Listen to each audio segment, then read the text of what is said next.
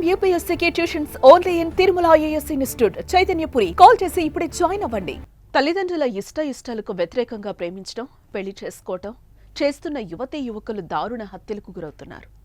పరువు కోసం పాకులాడి ప్రాణాలు తీసేస్తున్నారు.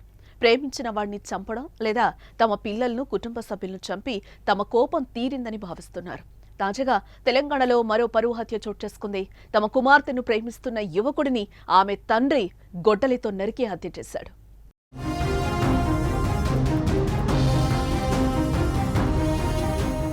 పెద్దపల్లి జిల్లా ఎలిగేడు మండల పరిధిలోని ముప్పిరితోట గ్రామానికి చెందిన పూరెళ్ల సాయి కుమార్ అనే యువకుడు అదే గ్రామానికి చెందిన యువతితో ప్రేమను కొనసాగిస్తున్నాడు.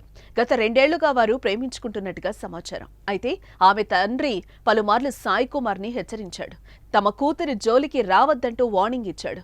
కానీ వారు ప్రేమను కొనసాగించడంతో సాయి కుమార్ బర్త్డే రోజు దారుణంగా గొడ్డలితో నరికి చంపాడు. గురువారం రాత్రి హత్య జరిగింది. మృతుడి కుటుంబ సభ్యుల ఫిర్యాదు మేరకు ముప్పిరితోట గ్రామానికి చేరుకున్న పోలీసులు పరిస్థితిని సమీక్షిస్తున్నారు. అక్కడ ఎలాంటి గొడవలు జరగకుండా ముందస్తుగా భారీ బందోబస్తు అయితే ఏర్పాటు చేశారు. ఈ మేరకు కేసు నమోదు చేసుకుని నిందితుడి ఆచూకీ కోసం తీవ్రంగా గాలిస్తున్నారు పోలీసులు.